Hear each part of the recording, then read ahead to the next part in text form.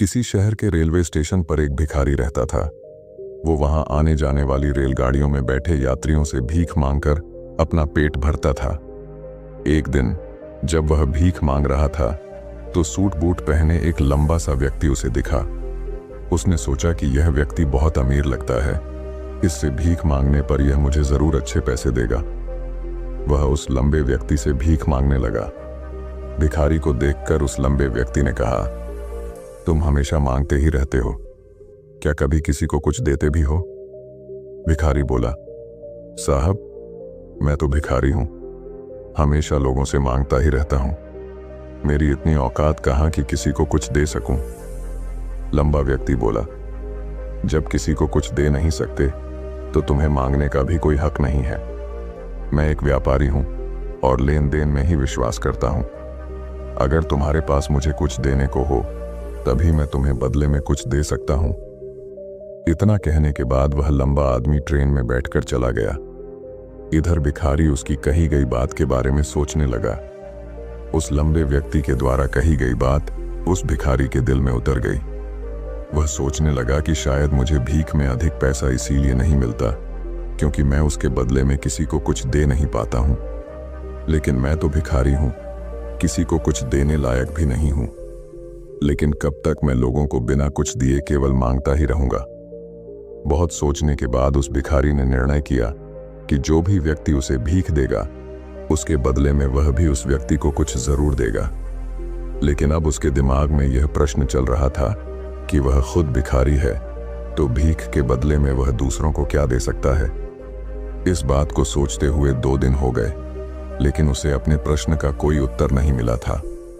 तीसरे दिन जब वह स्टेशन के पास बैठा हुआ था तभी उसकी नजर कुछ फूलों पर पड़ी जो स्टेशन के आसपास के पौधों पर खिल रहे थे।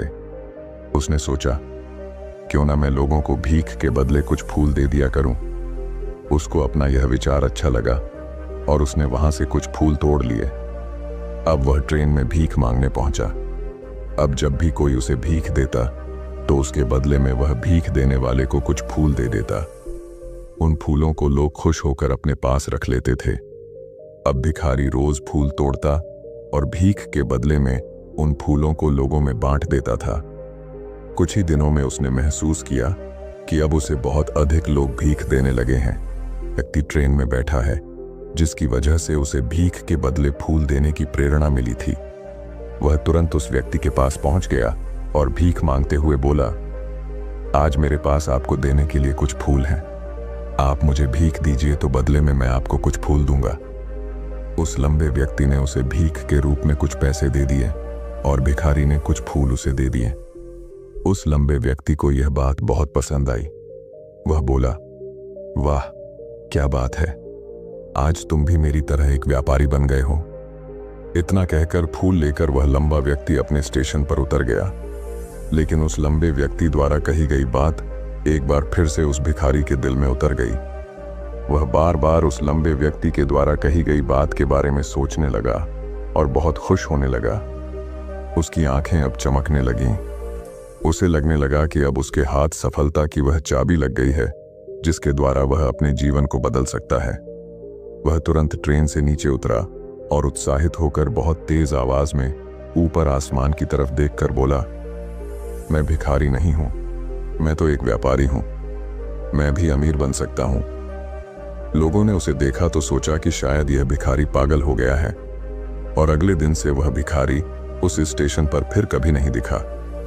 लेकिन 6 महीने बाद इसी स्टेशन पर 2 व्यक्ति सूट बूट पहने हुए यात्रा। आप याद कीजिए, हम पहली बार नहीं बल्कि तीसरी बार मिल रहे हैं। दूसरा व्यक्ति बोला, मुझे याद नहीं, वैसे हम पहले 2 बार कब मिले थे? अब पहला व्यक्ति मुस्कुराया और बोला, हम पहले भी 2 बार इसी ट्रेन में मिले थे। मैं वही भिखारी हूं जिसको आपने पहली मुलाकात में बताया कि मुझे जीवन में क्या करना चाहिए और दूसरी मुलाकात में बताया कि मैं वास्तव में कौन हूं। दूसरा व्यक्ति मुस्कुराया और अचंभित होते हुए बोला, ओह, याद आया, तुम वही भिखारी हो जिसे मैंने एक बार भीख देने से मना कर दिया था और दूसरी बार मैंने तुमसे कुछ फूल खरीदे थे। लेकिन आज तुम ये सूट बूट में कहां जा रहे हो और आजकल क्या कर रहे हो? तब पहला व्यक्ति बोला, हाँ, मैं वही भिखारी हूँ, लेकिन आज मैं फूलों का एक बहुत बड़ा व्यापारी हूँ और इसी व्यापार के काम से ही दूसरे शहर जा रहा हूँ। कुछ देर रुकने के बाद वह फिर बोला, आपने मुझे पहली मुलाकात में प्रकृति का वह नियम बताया था जिसके अनुसार हमें तभी कुछ मिलता है जब हम कुछ देते हैं। लेन देन का यह नियम वास्तव में काम करता है। मैंने यह बहुत अच्छी तरह महसूस किया है, लेकिन मैं खुद को हमेशा भिखारी ही समझता रहा।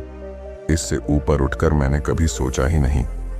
और जब आपसे मेरी दूसरी मुलाकात हुई तब आपने मुझे बताया कि मैं एक व्यापारी बन चुका हूं। अब मैं समझ चुका था कि मैं वास्तव में एक भिखारी नहीं बल्कि व्यापारी बन चुका हूं।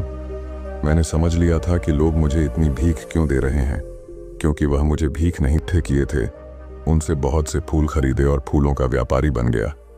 यहाँ के लोगों को फूल बहुत पसंद है और उनकी इसी पसंद ने मुझे आज फूलों का एक बहुत बड़ा व्यापारी बना दिया। दोनों व्यापारी अब खुश थे और स्टेशन आने पर साथ उतरे और अपने अपने व्यापार की बात करते हुए आगे बढ़ गए। दोस्तों, इस कहानी से हमें बहुत कुछ सीखने को मिलता है। कहानी में लंबा व्यापारी गिव एंड टेक के नियम को बहुत अच्छी तरह जानता था। दुनिया के सभी बड़े व्यापारी इसी जीवन के नियम का उपयोग करके सफल हुए हैं।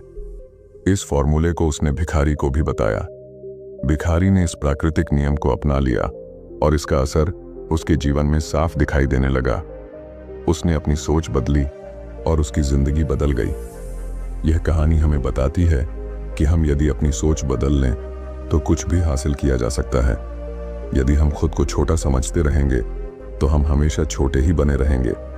बड़ा बनने के लिए हमें अपनी सोच को बदलना होगा और खुद के बारे में बड़ा सोचना होगा। कहानी का सार यह है कि सफलता आपकी सोच में छुपी होती है। खुद का आत्मसम्मान जगाइए, अपनी सोच को बड़ा बनाइए और देखिए कैसे आप सफलता के शिखर पर पहुंच जाते हैं।